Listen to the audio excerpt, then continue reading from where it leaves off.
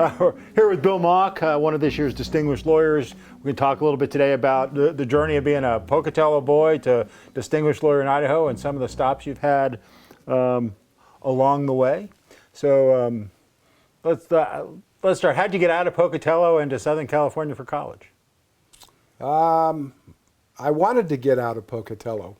I was determined to get out of Pocatello. And the short story is that Yale turned me down, and USC was my backup.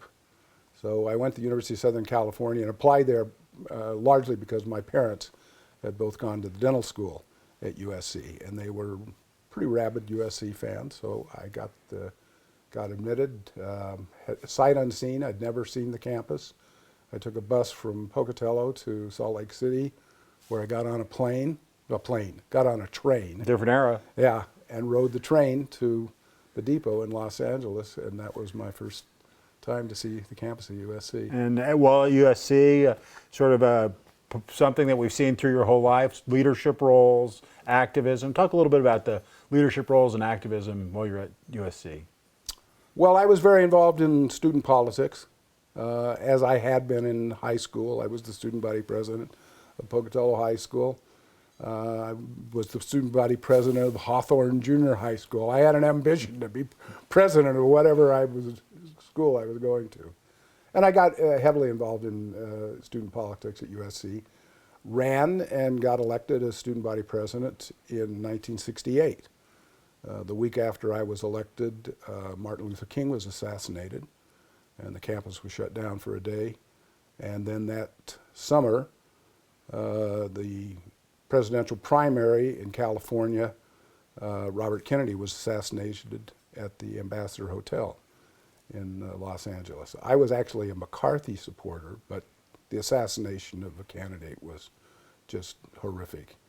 And it really altered my perspective of being a student body president. It wasn't all about pep club and rah-rah and that there was a political dimension to it. And I wasn't the only one who felt that. I teamed up with other student body presidents in California from Stanford, Caltech, and Berkeley, and we held press conferences and we talked about student unrest on campus. We talked about the war in Vietnam, which was affecting everyone because of the draft that would pick you up if you dropped out of school and you'd end up in Vietnam, and because of what was happening in civil rights, which was impacting me. Probably made a huge impact on my life to live in an inner city school surrounded by a black community and see the tension between the campus and the black community, as well as the internal tension that was building at that point in 1968, 1969. How'd you decide to come back to the West, back to Boise, Idaho? We looked for jobs, Susan and I, all over the West, Albuquerque, Seattle, Portland, Denver, and Boise. And we came out here between our second and third years to do a series of interviews. I had Henry McQuaid from Pocatello. Former justice. Former justice on the Idaho Supreme Court. My mother knew him, and so I used that as an intro to apply to Justice McQuaid. So that summer I came out and interviewed with Justice McQuaid. It was a pretty stiff interview, but when I was walking out, Chief Justice Alan Shepard's clerk, Rick Mellon, came up to me and said that Chief Justice had seen my resume and wanted to talk to me. So I went into his chambers and he offered me a cup of coffee, and I thought that was great. He offered me a cigarette, and I thought that was great. And he and I smoked cigarettes and drank coffee and talked for about 45 minutes, and he hired me to be his clerk. Another sad situation that actually has a somewhat happier ending is the Paradis case that you were involved in later on. Talk a little bit about Don Paradis. It was a happy ending. It took 20 years off of Paradis's life. He was convicted of first-degree murder and sentenced to death. He was on death row for 17 of the 20 years that he was in prison. So I worked with Ed Matthews from Coderre Brothers, and Ed really took the laboring oar and all of that. I did the depositions, I did the testimony at trial, in hearings in front of Judge Lodge. Those were the main contributions I made, and they did most of the briefing on the case. But I spent 17 years on that case, 17 years on that case, and ultimately 2 trips to the Ninth Circuit, 1 trip to the U.S. Supreme Court. Final hearing, Judge Lodge agreed with us and removed the death penalty.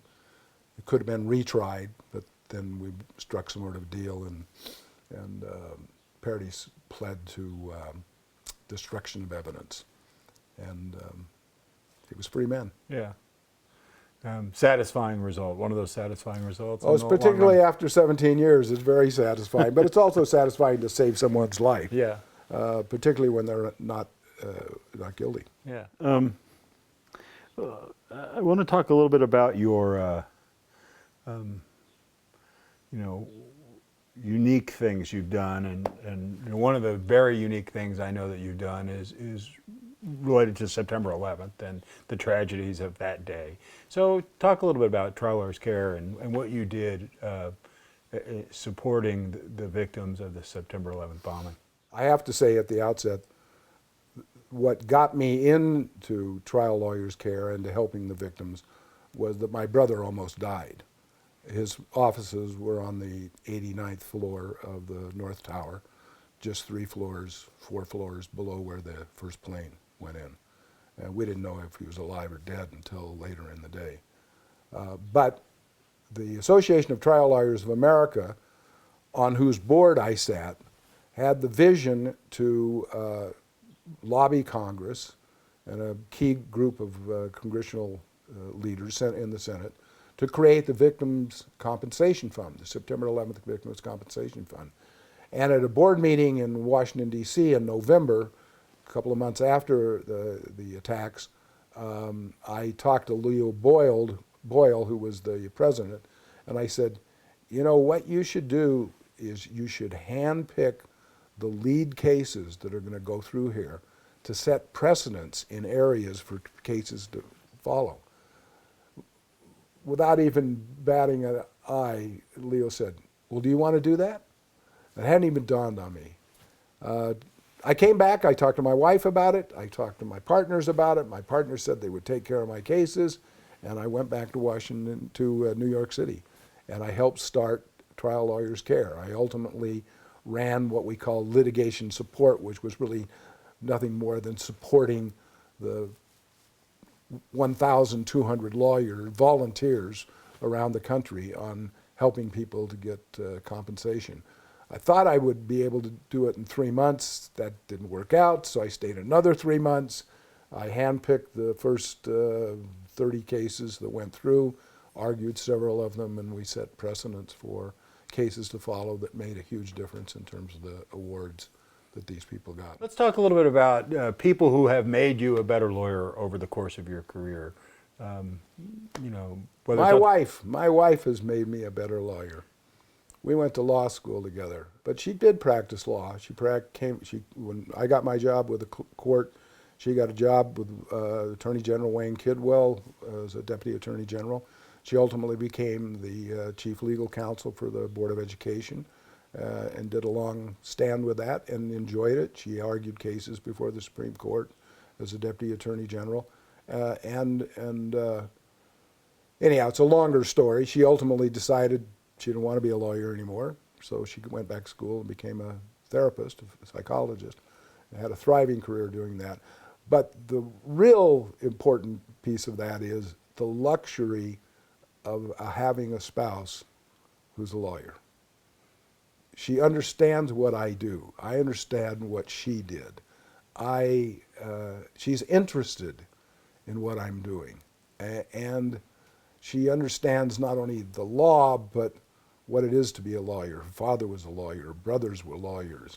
The time it takes, the anxiety it creates in your life. And that partnership is worth its weight in gold. It's been wonderful. Bill, thank you. I really appreciate the opportunity. Having you invite me to do this has been great. It's been a great honor for me, and I've Thank enjoyed you. I've You. enjoyed talking with you a ton today.